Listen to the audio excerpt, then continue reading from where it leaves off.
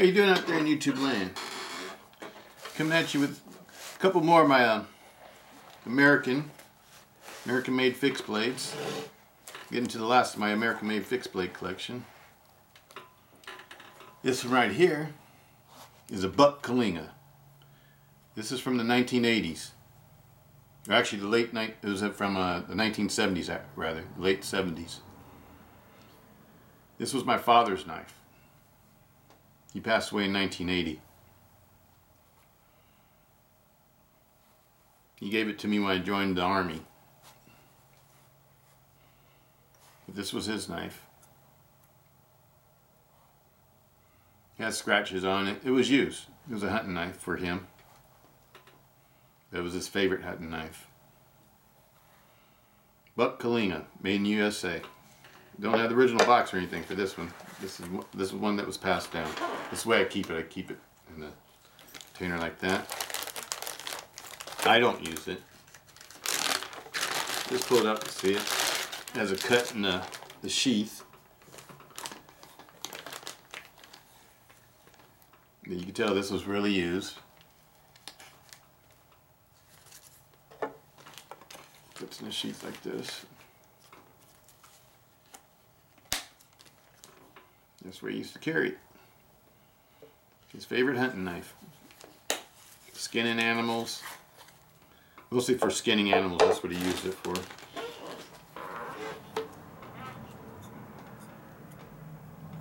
I never resharpened it. It has my father's original edge on it. I think these were made out of stainless steel, the American 420 high carbon stainless steel that Buck uses. It has a real good grip though. I like the way this one feels. See how much it weighs.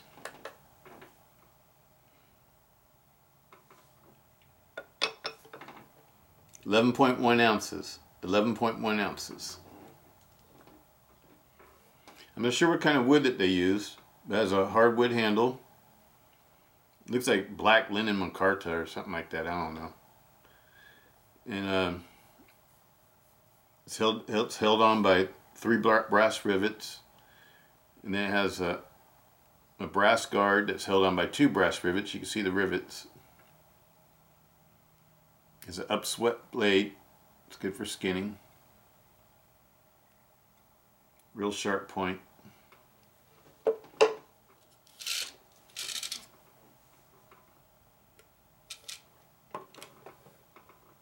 It's a little bit over 10 inches long.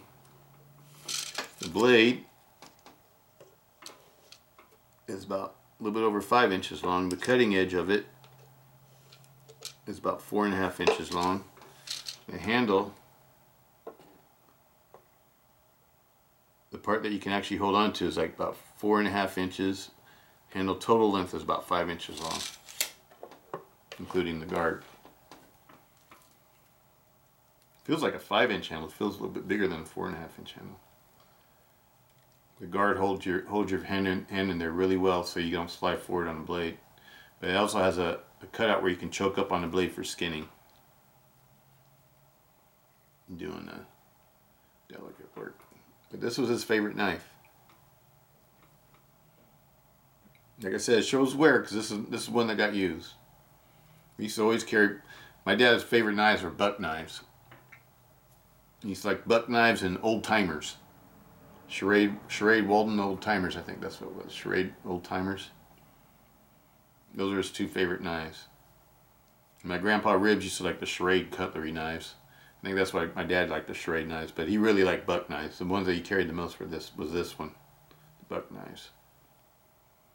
But before he carried this one, he had a Charade Skinner, I think it was, old timer Skinner.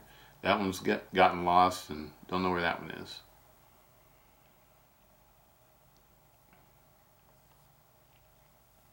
And I used to carry a buck folding knife, Folding Hunter 110. That was my hunting knife, primary hunting knife. Then he gave me a K-bar for a fixed blade. His old K-bar from World War II when he was in the military, in the Marines. And I lost that one. I don't know what happened to that one, but I lost it. I replaced it with another one, but it's not the same one, but it looks the same. But this was his knife. It has a lot of history to it. This is one that's even, you know, it's a knife that I will never sell.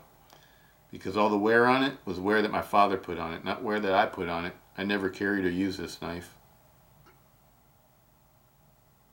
Because shortly after he gave it to me, he passed away.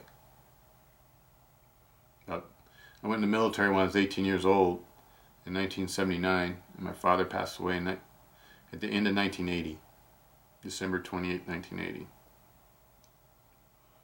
So I never even got a chance to use it because I was in the military. But when I went in the military, my father knew he was sick. He didn't tell me because I was a wild kid and he was afraid I'd get in trouble and make bad decisions. But that's probably the reason why he gave me this knife, because he knew he wouldn't be able to go hunting no more. So it means a lot to me.